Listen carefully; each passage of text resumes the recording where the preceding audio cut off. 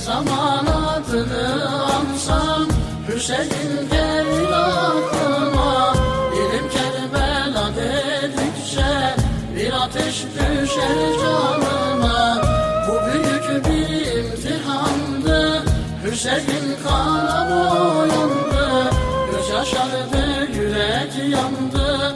Vefasızsın sen Kerbela, vefasızsın sen Kerbela. Ah Kerbela, ah Kerbela, vefasızsın sen Kerbela. Ah Kerbela, ah Kerbela, vefasızsın sen Kerbela.